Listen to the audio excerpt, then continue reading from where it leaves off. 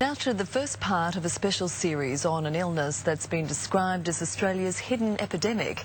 Yet the medical community has long been divided over whether it even exists here.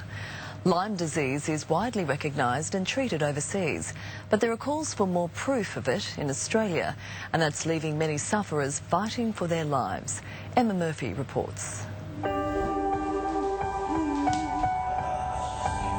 Life wasn't always like this for Talia Smith. Beautiful and extremely talented, she was born for the silver screen. I work hard, I study hard, I am kind and considerate to all kinds of people. But at just 21, those dreams are on hold, and she's in the fight of her life.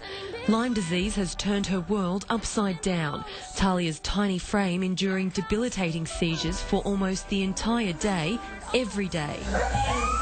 Incredibly, there is a small and precious window of time of just minutes where Talia is able to communicate, and the passionate young woman returns, determined to reveal her struggle to raise awareness of the illness. I just want people to know that Lyme disease does exist, and there are people out there like me that are struggling and that have lost their quality of life and that look in the mirror every day and they don't, well, I know I don't recognise I'm skin and bone, and I didn't ask for this.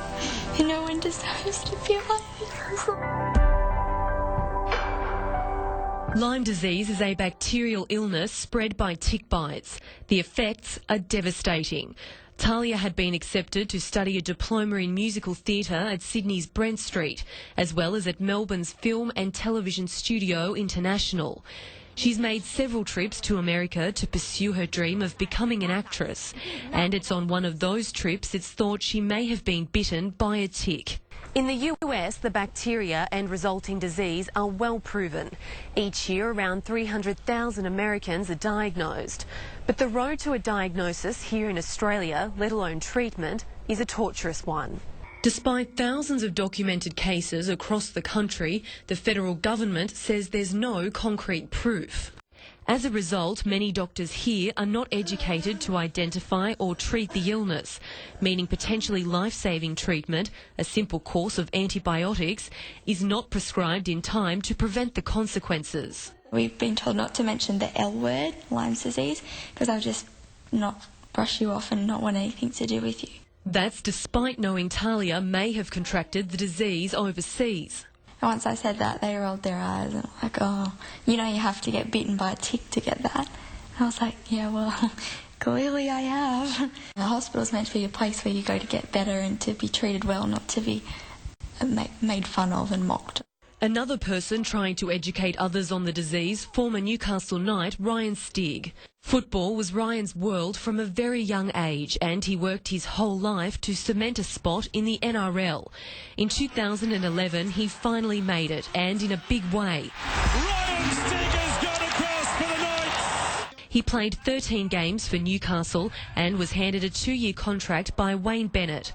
But it all came tumbling down when he was sidelined with a blood clot behind his eye, followed by symptoms mimicking chronic fatigue. I started losing control of my limbs and hard to walk, and just all cognitive function, like your neurological system is so important to, you know, every decision you make, every time you move your arm, walk. So when it's not working properly, it's pretty hard to, you know, just little everyday activities don't, you know, are really hard.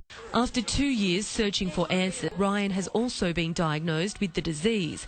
He's now unable to work or drive, but he has a new role, dad to 1-year-old Nora. The young family has spent all of its savings on Ryan's treatment, which is only available abroad. His condition has slightly improved. He can now walk again. But the damage is still something he struggles with every day. And he says what's more frustrating is the lack of action taken by the federal government and medical professionals. In any industry, you know, if someone's treating something really well or doing something well, you usually take note of that and, you know, try to take some of that on board, and they're doing that overseas and having some success with it. So I think, you know, if we can just sort of move past where you got it and, you know, how you got it, just people are sick, and if we can, you know, try and help them, that's the main thing. Tomorrow night, disturbing claims Lyme disease is being contracted in the Hunter. We talk to sufferers and the Newcastle biologist fighting for awareness. And the new discovery that could mean researchers are a step closer to finding what's causing the illness in Australia.